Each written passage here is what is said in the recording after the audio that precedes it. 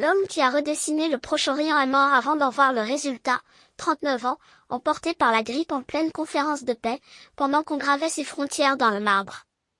On l'a scellé dans un cercueil doublé de plomb. Des décennies plus tard, on rouvrira sa tombe. Sa ligne, elle, n'est jamais morte, elle commande encore des vies.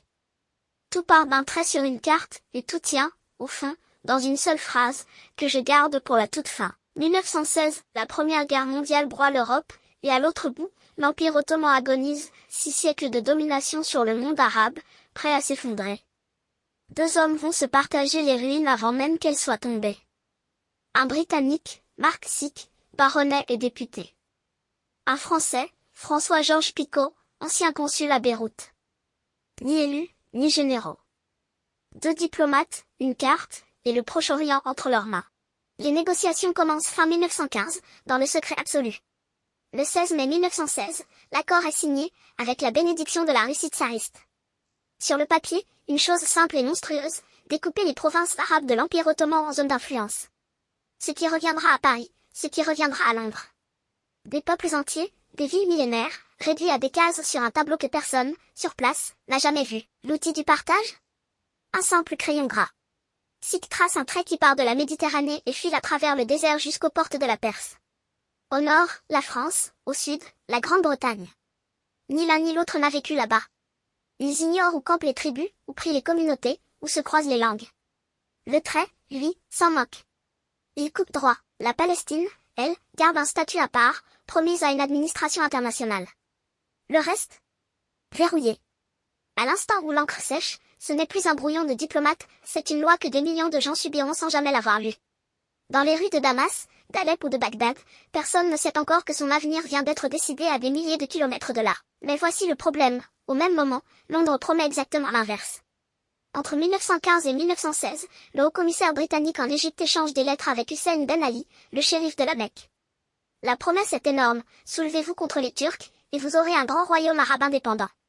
C'est la correspondance Hussein McMahon. D'un côté, on offre la liberté aux Arabes, de l'autre, en secret, on vend déjà leurs terres.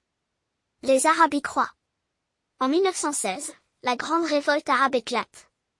Aux côtés d'un jeune officier britannique passé à la légende, Lawrence d'Arabie, les combattants du désert attaquent les garnisons ottomanes, font sauter les trains, saignent l'empire de l'intérieur. Ils versent leur sang pour un royaume qu'on leur a juré. Ce royaume, à Londres et à Paris, on l'a déjà découpé en tranches. Eux ne le savent pas encore. Et attendez, parce que ça empire. Le 2 novembre 1917, une troisième promesse tombe, la déclaration Balfour. Londres soutient publiquement un foyer national juif en Palestine. Faites le compte, une même bande de terre, promise 3 fois, à 3 camps qui ne peuvent pas tous l'obtenir. Un royaume arabe. Une zone française. Un foyer juif. 3 signatures, une seule terre. La suite était déjà écrite dans cette contradiction. Le secret ne tient pas. Novembre 1917, les bolcheviks prennent le pouvoir en Russie, fouillent les archives du tsar, et tombent sur l'accord. Le 23 novembre, ils en publient le texte intégral dans la Pravda et l'Izvestia, pour humilier les alliés. Les journaux arabes reprennent tout. Les chefs de la révolte découvrent la trahison, noir sur blanc. Ils se battaient pour une nation, on leur avait menti dès le premier jour. La guerre finie, l'Empire ottoman démembré, les traits deviennent des pays. En 1920, à San Remo, les puissances officialisent le partage. À la France, le mandat sur la Syrie et le Liban. À la Grande-Bretagne, l'Irak, la Palestine et la Transjordanie. Ce que 2 hommes avaient griffonné dans un bureau devient frontière, drapeau, poste de douane, passeport. La carte imaginée en 1916 s'imprime dans la chair du réel. Regardez une carte du Proche-Orient aujourd'hui. Ces frontières trop droites, ces angles nets tracés à la règle en plein désert, ce sont les leurs. On a enfermé dans un même état des peuples que tout séparait, et coupé en deux des communautés que tout unissait. Des nations dessinées non pour ceux qui y vivaient, mais pour ceux qui, à Londres et à Paris, voulaient du pétrole et des routes. Et l'homme au crayon, dans tout ça? C'est là que l'histoire devient troublante. Mark Sick ne verra jamais son œuvre achevée. Le 16 février 1919, à Paris, en pleine conférence de paix où l'on grave ses frontières dans le marbre, il meurt. La grippe espagnole. 39 ans. Le cartographe du partage s'éteint avant même que l'encre des traités soit sèche. On l'enterre dans son Yorkshire natal, au fond d'un cercueil doublé de plomb. Un détail, à l'époque, personne n'imagine qu'il comptera. Pendant ce temps, sa ligne continue son travail. Les mandats s'installent, les administrations coloniales quadrillent le terrain, les révoltes locales sont matées. Le trait de crayon a cessé d'être une idée. Il est devenu un ordre du monde. Et cet ordre a un prix. Ce prix, c'est du sang. Presque tout ce qui déchire la région depuis un siècle, on en cherche la racine dans ce partage. Des États bricolés où des minorités dominent des majorités. Des frontières que personne n'a vraiment acceptées. Des rancœurs transmises de génération en génération. On ne peut pas tout mettre sur un crayon de 1916, mais on ne peut pas non plus faire comme s'il n'y était pour rien. Et voici le plus vertigineux. Des empires se sont effondrés, des dictateurs sont tombés, des guerres ont tout ravagé, et pourtant les frontières, elles, ont à peine bougé. La ligne d'Acre à Kirkuk a survécu à tout. Comme si le trait de deux inconnus avait plus de force que les armées venues, depuis, pour l'effacer. Jusqu'au jour où quelqu'un a décidé de le briser pour de bon. 29 juin 2014.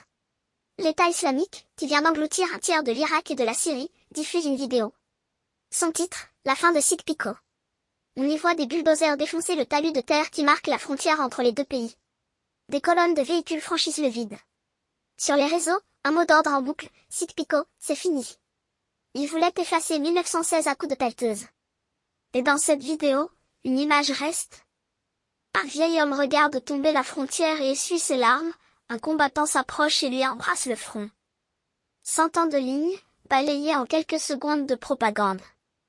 Le message est glaçant de clarté, ce que des étrangers ont tracé, nous le reprenons. Pour eux, ce n'était pas de la géographie, c'était une plaie ouverte depuis un siècle, en phare ouverte. Sauf que la ligne a tenu. L'État islamique s'est effondré, ses frontières fantômes ont disparu, et les vraies, celles de 1916, sont revenues, imperturbables. On peut haïr ce trait, le maudire, le bombarder, il demeure. C'est peut-être ça, le plus effrayant dans toute cette histoire. Non pas qu'un crayon ait tracé des frontières, mais qu'un siècle plus tard, plus personne n'arrive à les redessiner. Reste le cercueil. En septembre 2008, dans un cimetière du Yorkshire, on rouvre la tombe de Mark Sykes. Pas pour l'honorer, pour le disséquer. Des chercheurs traquent le virus de la grippe de 1918, et son cercueil de plomb pourrait l'avoir conservé. L'homme qui avait enfermé des peuples dans des frontières se retrouve à son tour prisonnier d'une boîte scellée que la science vient forcer. Alors, malédiction ou pur hasard? La science ne croit pas au trait maudit, et elle a raison de se méfier. Mais reconnaissez le vertige de la chose, deux hommes qui n'ont jamais dormi sous ces étoiles ont décidé du sort de dizaines de millions de vies. L'un est mort avant d'en voir le résultat. L'autre est tombé dans l'oubli. Et leur ligne, elle, gouverne encore des gens qui ne sont pas nés. Et cette phrase, promise au tout début? La voici. Devant les dirigeants britanniques, Sykes pose le doigt sur sa carte et lâche, je voudrais tracer une ligne du Dacre au cas de Kirkuk. Puis il glisse le doigt d'un trait, de la mer au désert.